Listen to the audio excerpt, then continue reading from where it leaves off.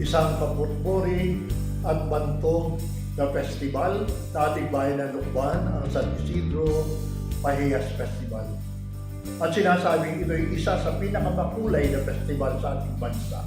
At higit pa dyan, ito ay nagpapahayag ng isang spiritual, kultural, at pagpapahalagang dapat ay ating tinataguyod, hindi lamang sa bawat isa, kundi sa ating pamayanan.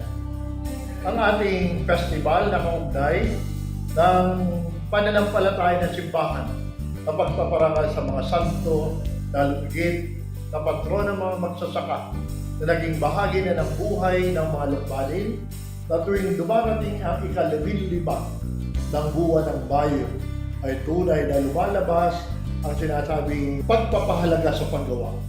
Sapagkat si San Isidro ay patron ng mga magsasaka, gumagawa sa bukid. Nararayan din ang sinasabing katotohanan na si San Isidro ay lagi isang mabuting katiwala sapagkat hindi naman kanya ang lupang kanya sinasaka. Ito ay pag-aari ni Don Juan Vargas. Ngunit siya ay pinagkatiwalaan ng mayamang ito at siya ay naging masinong, maging matatag. Kung kaya nga ang kanyang pagsasaka ay pinagpala. Pinagpala siya dahil nakaugat sa kanyang pananampalataya na ang Diyos ang nagbibiyaya at dapat kilalin, mahalin at paglingkod. Sa mga panahong ito, nananatiling inspirasyon ang pagbibigay parangal kay San Isidro Labrador upang higit nating mapapurihan ang Diyos. Salamat at narito itinataguyod ng ating local government unit ang festival na ito. Kapagkat kung tutuusin, ito ay aspetong espiritual, ngunit pinaniniwalaan ng ating pamahalang lokal na ang pagpaparangal kay San Isidro ay dapat itaguyod ng bayan ng Lucban. At sa totoo lamang, wala namang tunay na kapiyastahan na hiwalay sa pananampalataya sa Diyos na ibinibigay ng mga halimbawa ng mga banal katulad ni San Isidro.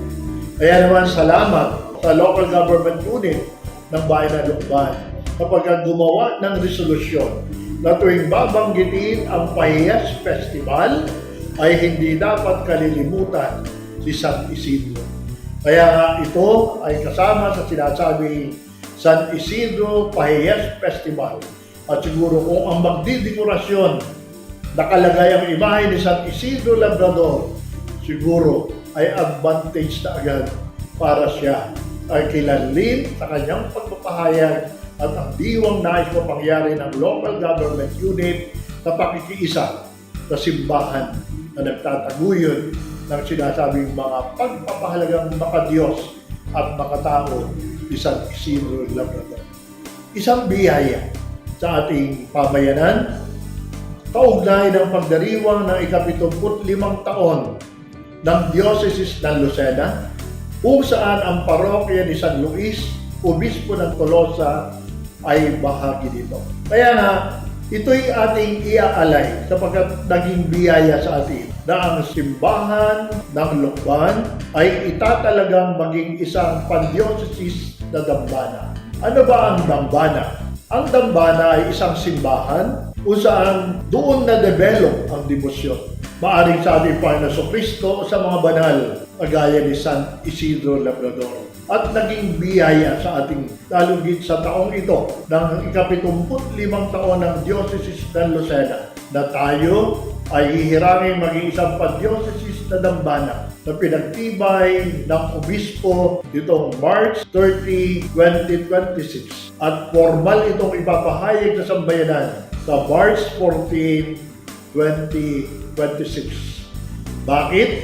Ito isasagawa upang higit nating mapangalagaan ang debosyon kay San Isidro Labrador, upang may taguyod ng sambayanan, lalo higit dito sa Lucban ang debosyon sa kanya na nagbibigay ng mga magagandang halimbawa ng kabanalan ni San Isidro Labrador.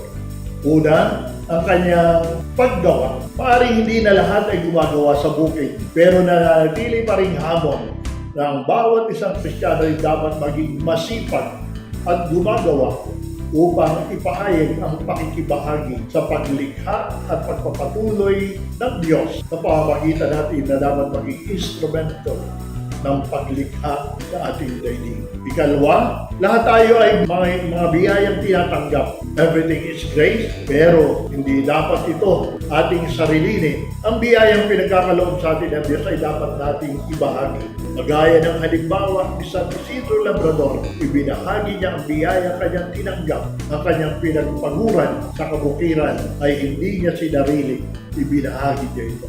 Dapat ang isang lukbanin o isang deboto ni San Isidro Labrador ay magiging maganda ang loob sa pagbabahagi ng biyayang kanyang tinatanggap sa Diyos. Magbahagi ng panahon, talino at yaman para sa pamayanan, para sa ating simbahan, na hindi pwedeng hindi tayo makikiisa. Hindi tayo magtataguyod ng mga gandang layunin ng simbahan at ng pamahalaan. Ito nga ang hinahamon ngayon sa bawat isang Kristiyano sa diwa ng simbahang sinodal. Lahat ay nakikisangkot, hindi basta nakatingin, walang ginagawa, hindi dapat tamad. Dapat tayo maging masipag tulad ni San Isidro Labrador. Ang ikatlo, ay ang pagiging mabuting katiwala ni San Isidro Labrador. Hindi siya basta nagkaroon ng lupang sinaka niya.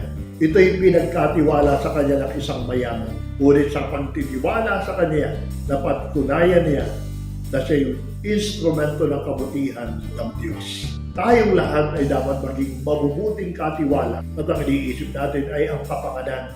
Hindi lamang ng ating sarili, kundi ng pamayanan at ng simbahan. Kaya naman tinataguyod ang festival na ito. At gustong maitaguyod din ang ating obispo, Bel Ray M. Uy, ay isang mahalagang aspeto ng pagdiriwang na ito na tayo unang-unay nagpapahalaga ng mga aspetong espiritual na nakaka-apekto natin sa ating paubuhay, sa pakikitungo natin sa bawat isa at sa pamayanan. Kaya naman, nararito at pinagtitibay ang Pahiyas Festival upang tayo rin katulad ni San Isidro Labrador, tayo ay maging maganda. Ang larawan ng ating pagkatao, ang larawan ng ating pamayanan na pinapahayag ng festival na ito. Ang pagkamalikhain ng mga nagsisipaglagay ng pahiyas sa mga dinaraanan ng prosesyon, ang pagtanggap sa mga panauhin, na sabi nga ay meron ding debosyon. Ang kanilang saloobin na magandang pumunta sa lukban. At ito ay nagbibigay ng isang malawak na pananaw upang pagturo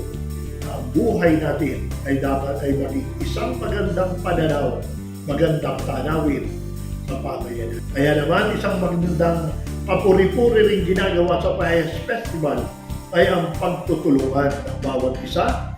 Sabi nga, naririyan ang pagsisikap na ang daraanan talagang magdidekorasyon.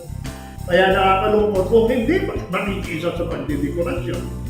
Kaya sana ito'y magpatuloy na ekspresyon ng pagkakaisa na isang magandang hangarin na sa lukban may magandang tanawin. At ang nagbibigay ng magandang tanawin ay ang mabubuting tao, nagpapahalaga sa spiritual, kultural, at mga tradisyonal na pagpapahalaga patuloy natin dapat itaguyod.